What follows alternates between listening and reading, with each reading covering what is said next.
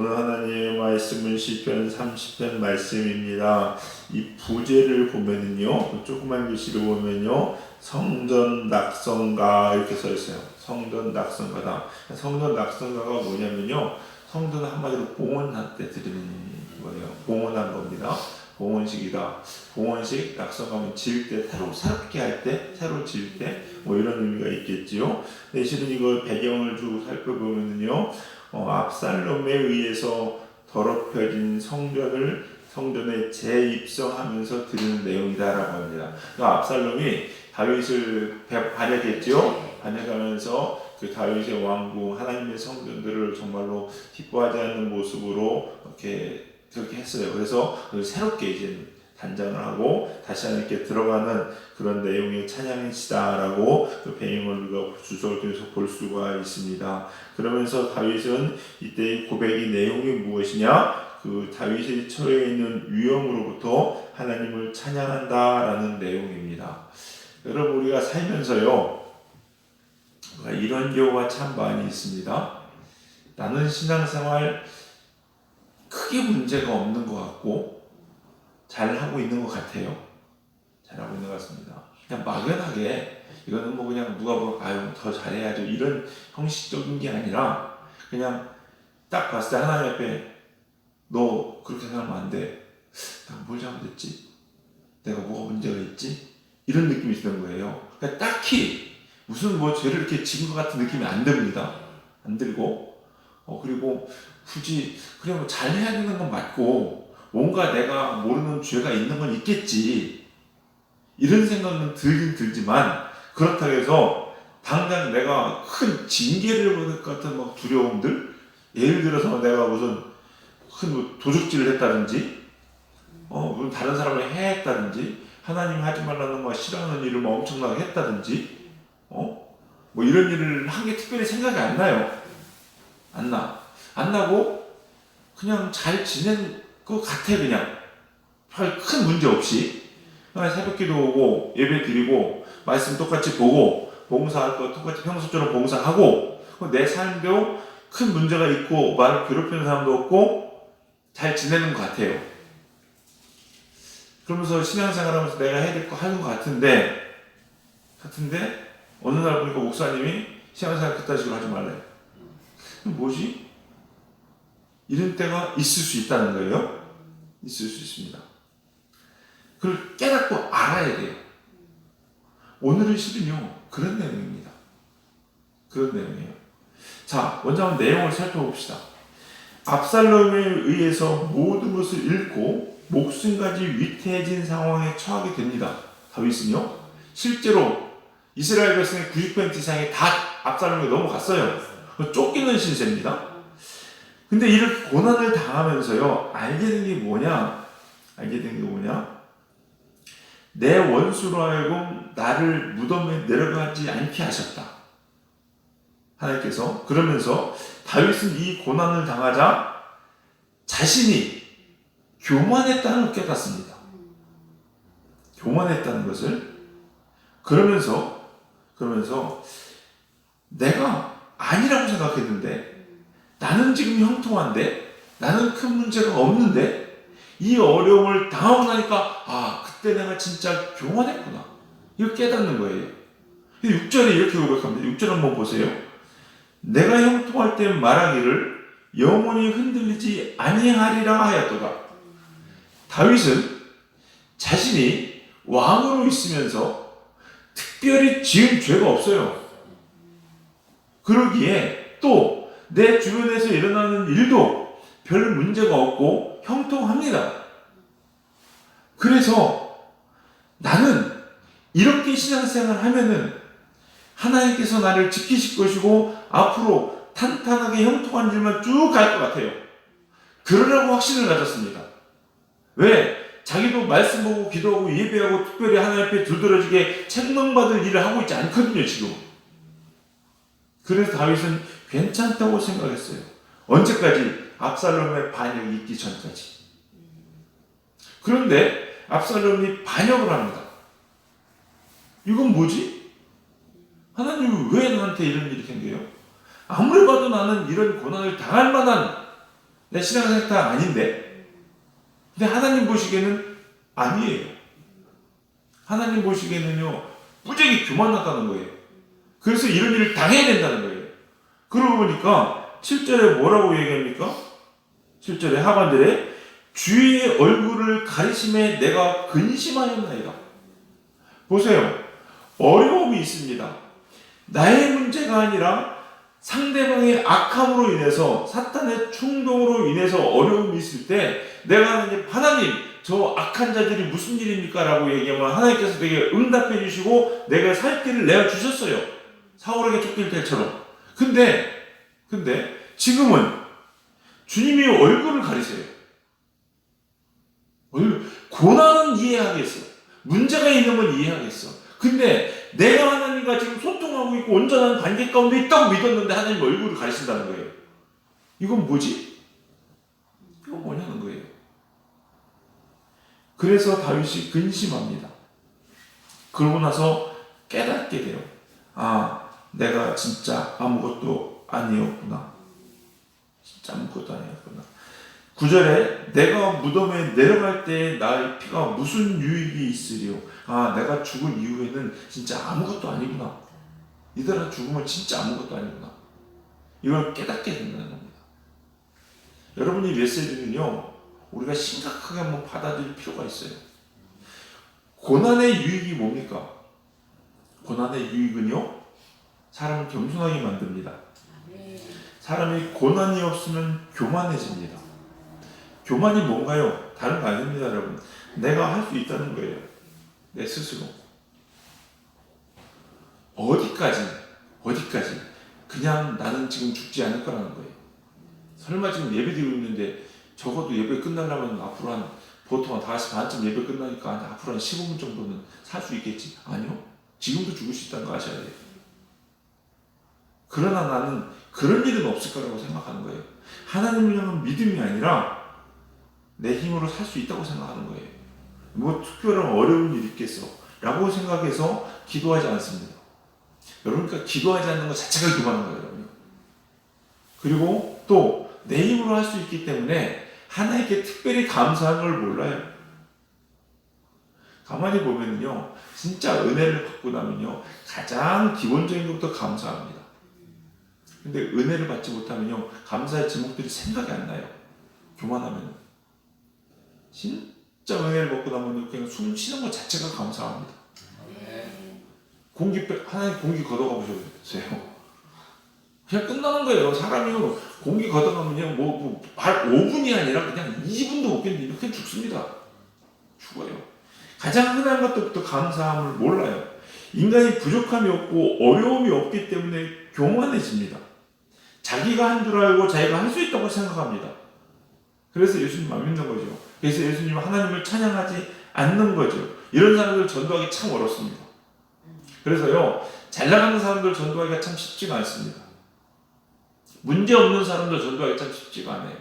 근데 무너지고 깨지고 문제 있는 사람들은요, 한 건드리기만 해도 있잖아요.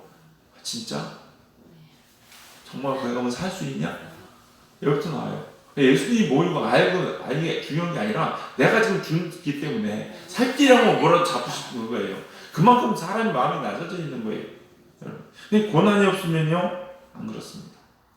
다윗은 압살롬의 반역이 있기 전까지 왕의 신분이었습니다. 그래도 부족함이 없을 거라고 생각했어요. 왕은 이게 보면 그래요. 물론 왕이 포로가 돼서 나중에 멸망가 되는 그런 경우도 있지만요, 전쟁 나면요, 왕은 그래도 대우해 줍니다. 아세요?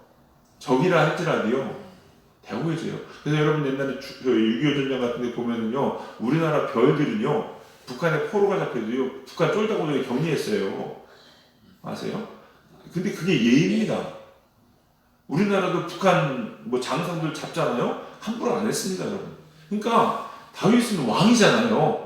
자기가 잘못된 걸 생각했을까요? 아니요. 그냥 육조처럼 고백하는 거예요. 나는 형통할 거라고. 나는 큰 문제 없을 거라고 생각했습니다, 여러분. 언제까지? 다윗의 압살롬의 쿠데타가 일어나기 전까지. 초반에도 말씀드렸죠. 우리 신앙생활 다시 한번 생각해 보셔야 됩니다, 여러분. 신앙생활을 오래 하고 축복을 받으면 받을수록 평안하면 평안할수록 또 은사를 받고 능력을 받으면 받을수록 우리는 혹시 교만해질 수 있다는 걸 아셔야 됩니다. 큰 문제가 없기 때문에 또 나도 지금 하는 신앙생활이 내 삶의 루틴이 하나님과 늘 동행하는 것처럼 보이고 기도하고 말씀 보고 하나님을 의식하고 살기 때문에 괜찮을 것이라고 생각할 수 있다는 거예요. 여러분 한번 생각해 보세요. 다윗이 머리로 몰랐을까요? 다윗이 알았어요. 그리고 다윗의 신앙생활이요, 과연 우리들이 하고 있는 지금 이 신앙생활보다 못했을까요? 전 그랬을 것 같지 않아요. 늘 다윗은 하나님 노래를 불렀던 게 다윗이었습니다. 그런 다윗도요, 고난을 당하기 전까지는 몰랐다는 거예요. 그래서 말씀을 묵상하면서 야, 이거 참 큰일이다 이런 생각이 들더라고요. 나는 과연 어떨까? 하나님이 다윗도 이렇게 보셨는데 나는 진짜 지금 신앙생활 제대로 하고 있는 건가? 이런 생각이 든다는 거죠. 우리 사랑하는 성도님들, 우리도요 늘 근심하셔야 됩니다. 그래서 사도 바울은요 깨어 근신하라. 제가 여기저기도 말씀드린 것 같습니다.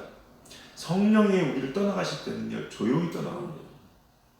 티가 안 나요. 그래서 내가요 내 성령이 지금 나를 떠나가셨는지 안 가셨는지도 몰라요. 그냥 착각하고 있는 거야. 그럼 어떡합니까? 성령이 빠진 그대로 목회하고 있는 거고요. 성령이 빠진 그대로 신앙생활하는 거예요. 성령이 빠진 상태에서 여러분 전도할 수 있습니다. 그거 아셔야 돼요. 성령이 없는 상태에서 기도할 수 있습니다. 여러분.